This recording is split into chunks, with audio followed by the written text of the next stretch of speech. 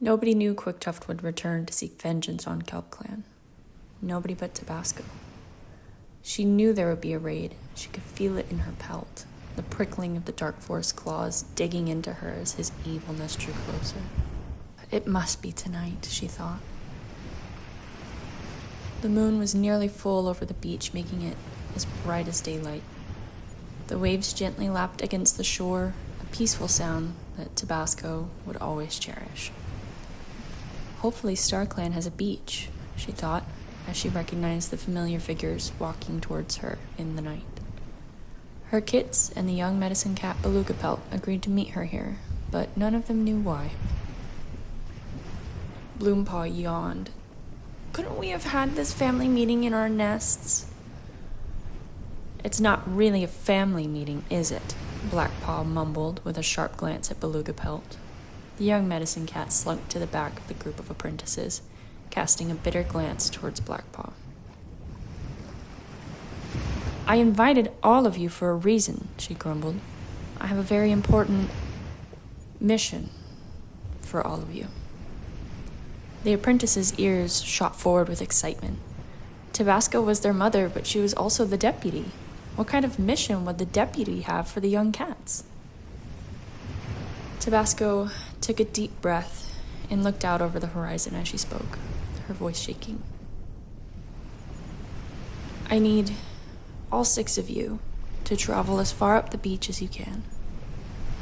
No matter what you hear, you must continue. Find a new territory for us to live, far from this place. She hung her head and could hardly meet the confused gazes of her kids. Flurrypaw stepped forward. Mom? She meowed, moving to sit next to Tabasco. What's happening? Why would you ask us to do something like that? Poppypaw sat on Tabasco's other side and leaned her head on her mother. Tabasco shook her head. Quicktuft. He's returning for blood. Beluga Pelt flattened her ears and began to bristle at the mention of her father's name. She turned her back on the deputy, but she didn't leave. Tabasco shoved her emotions aside, if for a moment, and spoke. I think he will strike in the early morning, and he will find those that have wronged him most. He will target Hawkstar, me, and especially you guys. He will stop at nothing to see the end of all of you because he knows how much that would kill me inside. As his daughter, Beluga Pelt, you're also not safe. He would likely try to convert you to his cause against KelpClan. That's why you must leave with my kids. Beluga Pelt shook her head and turned to Tabasco, tears in her eyes. I won't go. My mother and my friends live in this clan, and I will not abandon them in their time of need, she yelled. Tabasco's kits murmured their agreement, standing together, heads high and proud. We won't leave you, Mom. We have to fight, Oakpaw growled. Blackpaw snarled his agreement. What kind of warriors would run from a fight? Tabasco sighed and lied down on the beach. Her strength and determination were failing. The hot claws of the dark forest seemed to gently tickle her spine, as if teasing her. She gently laid her head on her paws to watch the waves glisten in the moonlight. I've seen visions of your deaths. KelpClan's demise will be tonight, but not if you leave. Our ancestors have spoken to me in my dreams and told me as such, she pleaded. Beluga Pelt shook her head. You get messages from StarClan? She sounded slightly jealous. No, Tabasco snapped. The Dark Forest. They aren't sending me these visions to warn me of KelpClan's death. They're sending them to taunt me. At this, Tabasco could feel the rage beginning to boil inside of her again, and she got to her paws. She had to remember why she had called her kits out here in the first place, instead of seeping in her misery. The Dark Forest is confident that Quicktuft and his rogues will be successful in wiping out KelpClan. They mock me with visions of my children slaughtered in battle, and I refuse to let this happen, she growled, the hair standing up on her back. You will go, she snarled. I'm your mother and your deputy, and I command you to go now. Do not turn back. When everything is over, I will bring the surviving cats with me, and I will find you." The apprentices all looked at each other, unsure of what to do. Flurrypaw was the first to touch noses with her mother, murmur her goodbye, and turn away from the camp to walk down the beach.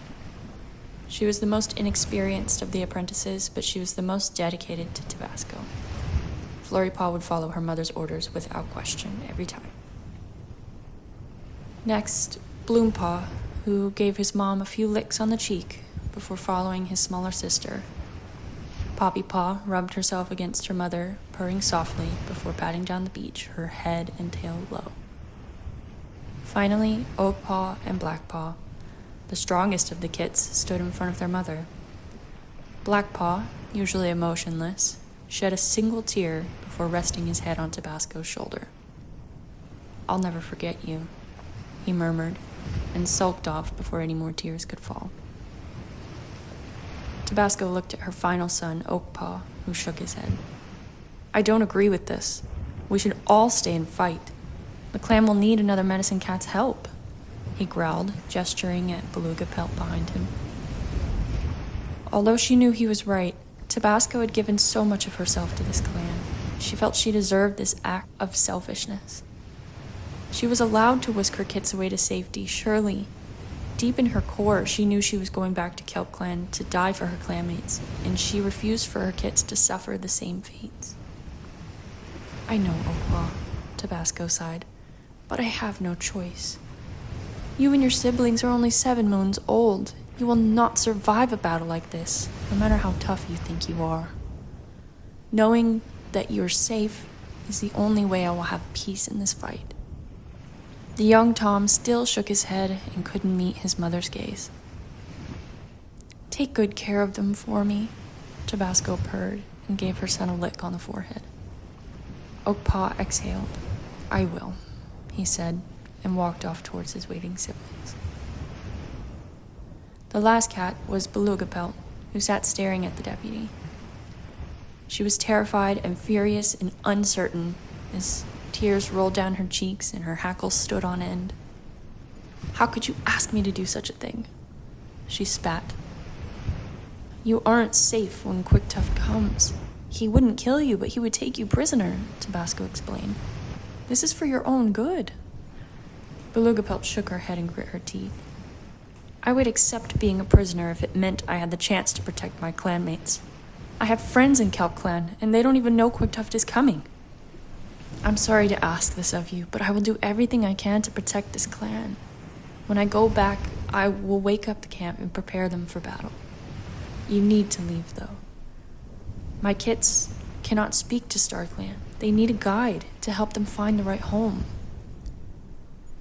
The medicine cat twitched at the mention of StarClan, but she sighed and seemed resigned to her fate. "I only do this because you are the deputy, and you have commanded me to. Will you come find us when the battle is over?" Tabasco nodded, with a grim look in her silver eyes. "May the ancestors guide you to your new home," she said, looking up into the inky sky dotted with twinkling stars. "Don't you mean our new home?" Beluga Pelt asked. Tabasco didn't answer. She just turned to watch the waves. Maybe for the last time. The journey proved to be incredibly difficult, even if this group of cats were used to the beach life. Cliffs stood in their way, 2 legs wandered the sand dunes, and predators lurked behind every corner. It took many moons for these cats to finally arrive at a beautiful alcove similar to the one they left behind in KelpClan. There were tidal pools with small fish to catch. There was a cave in the cliffside with a fresh water spring for when the clan is thirsty. Plenty of large driftwood pieces that they could use to make a camp. It was perfect. All they needed was the rest of their families. When the group left KelpClan, they were all apprentice-aged, but now they were fully warriors, with all the experience they had gotten. As a team, the 6 of them came up with warrior names for one another, and ultimately settled on Oakpaw as their new leader. He was the largest and smartest and had already sort of taken up the leadership role anyway. all he needed to do was get his 9 lives. The clan chose Blackpaw as deputy, and everyone decided on the name Black Shell. He has a rigid exterior that protects his sensitive interior, just like a shell. When his siblings named him, he didn't appreciate being called sensitive, but deep down, he knew it was true, and the name suited him well. Since leaving their clan, Black Shell has been having a constant recurring nightmare of the destruction of KelpClan. His siblings still hold out hope that their family will join them here, but Black Shell isn't so sure. Currently, Black Shell is not doing so great. He was attacked by a dog, and the 2 legs that owned the dog took him to a scary place with terrible smells. They cleaned his wounds, but he managed to escape through a broken window. Not without seriously injuring himself, though. He has suffered a significant amount of blood loss while getting back to his siblings, and Beluga Pelt has her paws full trying to help him. It also doesn't help that he's starving to death. The clan has been incredibly weak and sickly, so very little prey has been caught. Black Shell refuses to eat unless everyone else is well fed. Beluga Pelt is absolutely exhausted and stressed out of her mind. At one point, she was the only healthy cat in the clan, and needed to hunt for herbs, heal her patients, and hunt for food. She feels like the worst medicine cat ever, and fears that she won't be able to keep this tiny clan alive. To make matters worse, Beluga Pelt has never heard from StarClan. Even when she got her medicine cat name, she dreamt of nothing, saw nothing. If there weren't so many cats raving about StarClan all the time, she'd think there was no such thing. Why would they completely ignore her like this? Her go-to distraction is usually spending time with Oak. He's a very strong and stable personality that usually can put her at ease. In fact, one look from the orange-eyed Tom is enough to settle Beluga Pelt's frayed nerves. A short stroll on the beach with Oakpaw by her side is enough to alleviate her worries for at least a little while.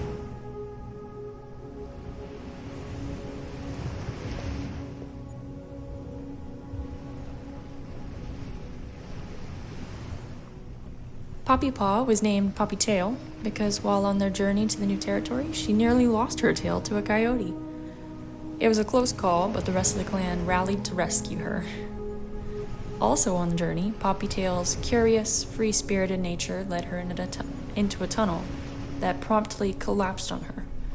She broke her back and needed to be dug out of the rubble by her siblings.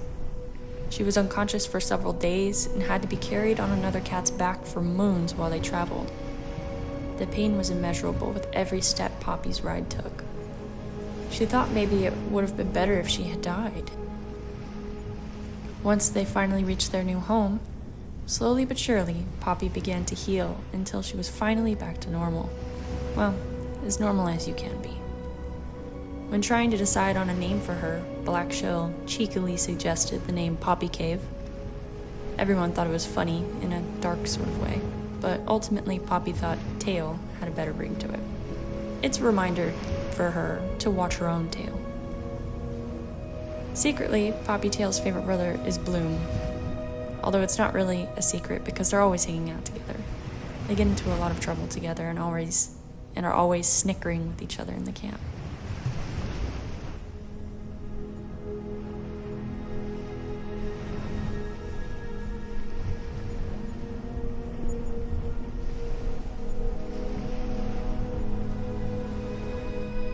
Bloompaw was given the name Bloomfang for his sharp wit and sharp bite. He's very clever and thinks fast on his feet, so his retorts can pierce like fangs. Teasing his siblings is all in good fun, though. He is very childish and likes playing silly games he comes up with, but he knows when it's time to be serious. That's one good thing about him. Bloomfang especially likes teasing Beluga Pelt. Right now he has white cough and is spending a considerable amount of time with the exhausted medicine cat. He has a huge crush on her and teases her to get her attention. She's not nearly as amused as Bloomfang is. Despite his silly nature, Bloomfang is a strong warrior for the clan. When all of his siblings were ill or injured, he spent countless hours hunting to feed them all. His dedication to his family is unparalleled, and he gave everything he had to help them. Pushing himself past his limits is what made him come down with White Cough, though. During Leaf Bear, the clan was at its most dire. This is when Beluga Pelt was the sole hunter and caregiver for the entire clan. She was so frazzled that when she saw some cats lingering around their newly established border, she pleaded for them to join their clan. This is one of those new members, Breezepaw. Unfortunately for Beluga Pelt, as she was leading her new clanmates to the camp, Breezepaw slipped on a wet ledge, fell off a cliff, and broke her back. Beluga Pelt just stared at the apprentice for a moment, in complete disbelief, taking it all in, before springing into action to take care of the poor cat. Poor Breezepaw is still injured and hasn't been the help that Beluga Pelt really hoped for. However, she's a very fun and sassy little she-cat that livens up the mood. Despite her horrendous injuries, she is high-spirited and optimistic. Her mentor is actually Bloomfang, and she seems to be learning the importance of witty comebacks from him.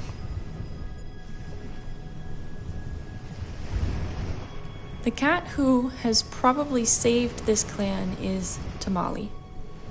Despite Beluga Pelt's hard work and effort in keeping the clan healthy, everyone was starving.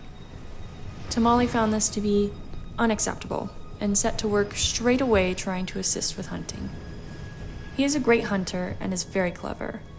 He's mastered the art of fishing and leaping from cliff ledge to cliff ledge onto unsuspecting birds. Despite his clear talent for hunting, he can be a bit nervous and bashful about it. He often slips up or misses a catch if he knows another cat is watching. Tamale came to the clan with Breezepaw and treats her like a younger sister. He sort of adopted her as part of his family, and the two hang out with each other constantly.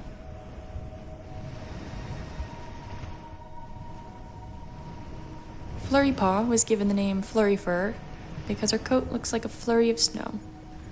It snowed on the beach one time, back in the old territory, and Flurryfur adored playing in the white fluffy rain. This sweet, compassionate girl did her best to keep her siblings together.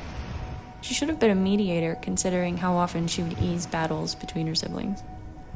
Mostly between Oakstar and Poppytail. Those two butt heads so much. She was incredibly loyal to their mother Tabasco and would have done anything her mother asked with no question. Unfortunately, Flurryfur caught yellow cough this year and succumbed to her illness. Hard as Beluga Pelt tried, she couldn't save the entire clan. This leaf bear was incredibly hard on the medicine cat. Oakpaw woke up in what he could only imagine the ocean looked like from deep inside. Blue swirling around him and shimmering water grabbing his attention.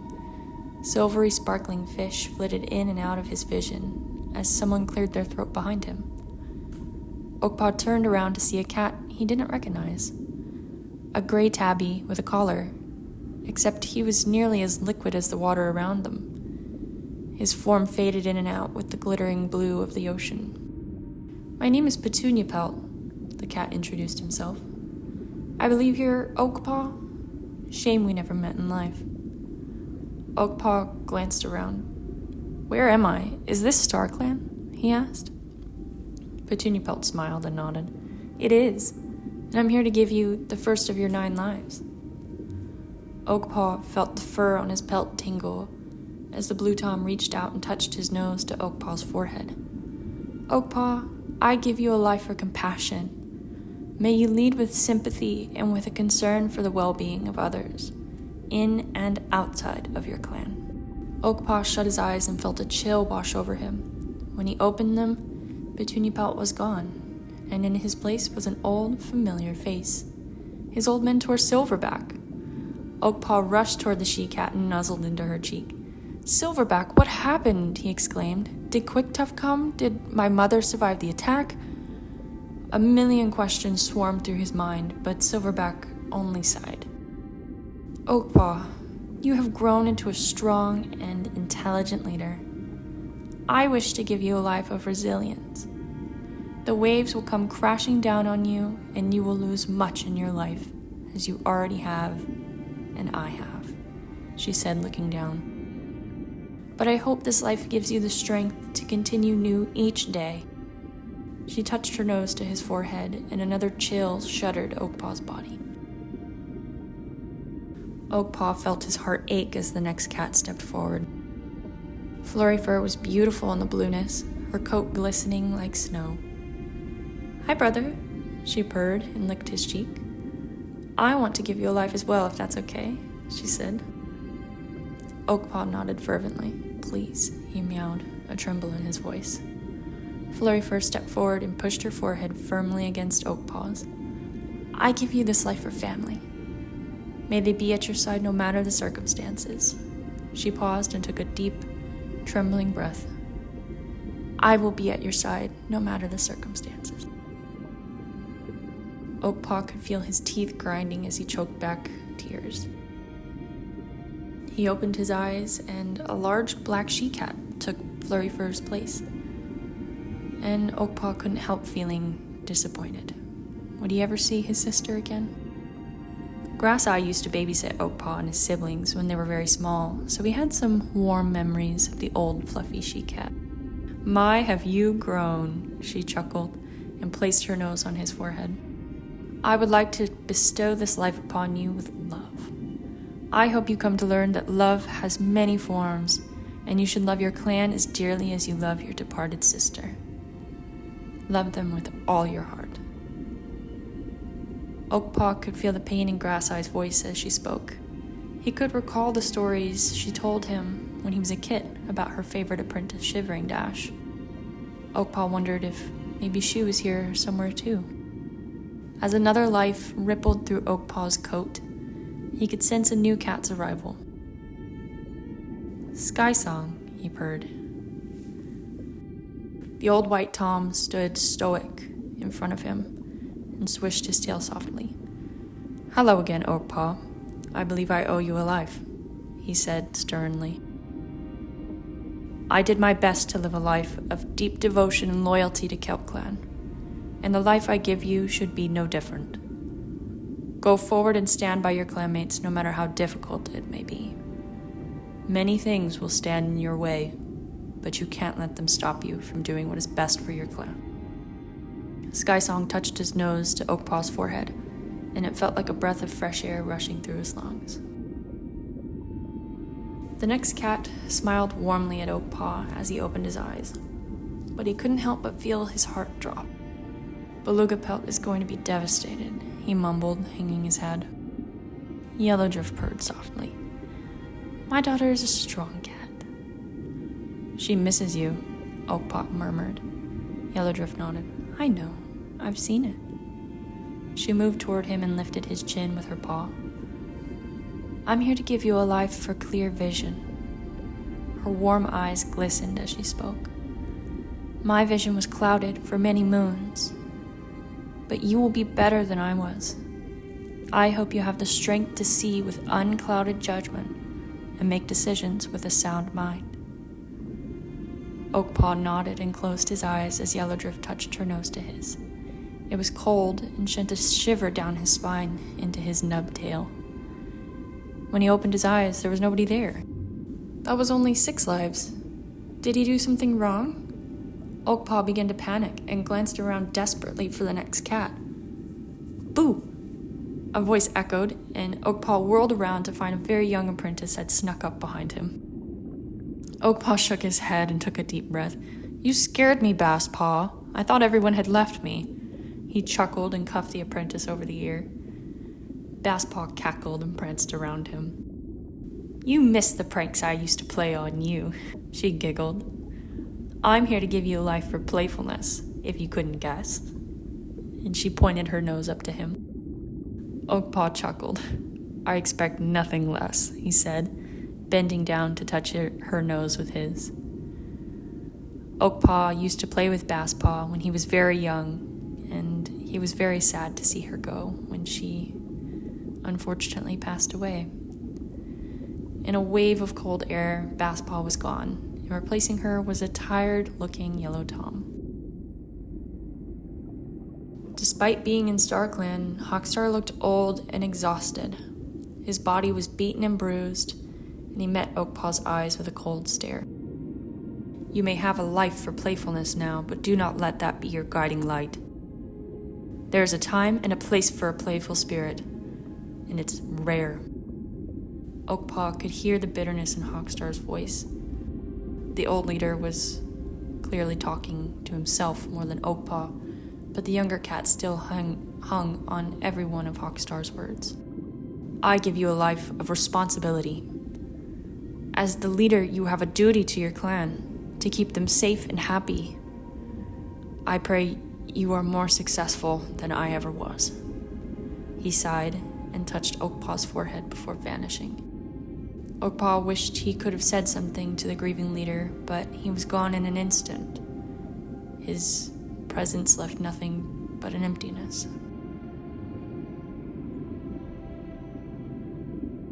I always knew it would be you, a familiar voice purred behind him. Oakpaw felt his fur prickle as he turned to face her.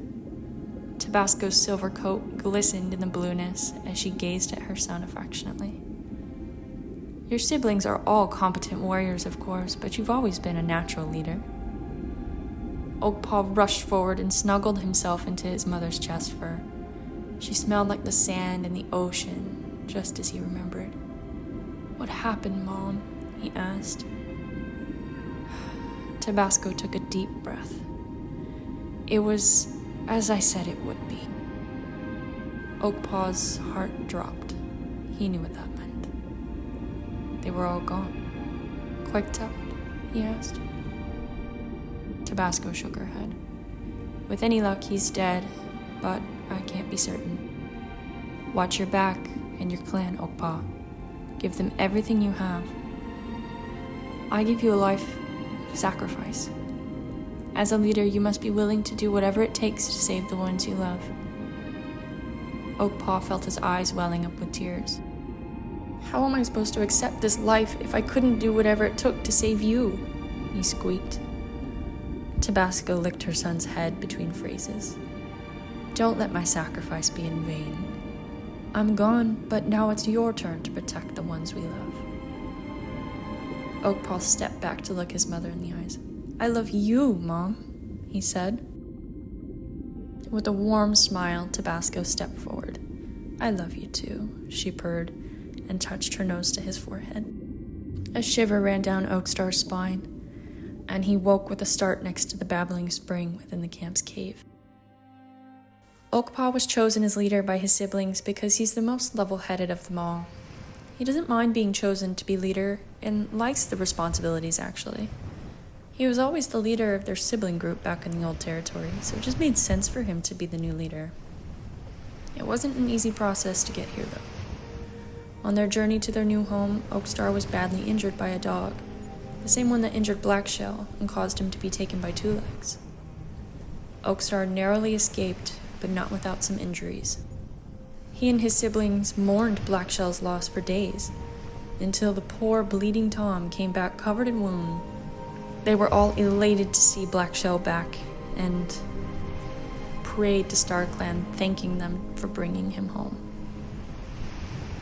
Oakstar often finds himself sitting at the water's edge on the beach, thinking of his mother. It smelled like her there. He's usually alone as he looks into the sea, thinking of her glittering face in the tide. Sometimes Belogapelt will join him. She often asks questions about StarClan, but Oakstar doesn't tell her much. It would drive her crazy to know she was missing out on speaking with her mother, just because she has no connection to their ancestors. All in all, despite the loss and difficulties, Oakstar feels like his mother would be proud of how far they've come.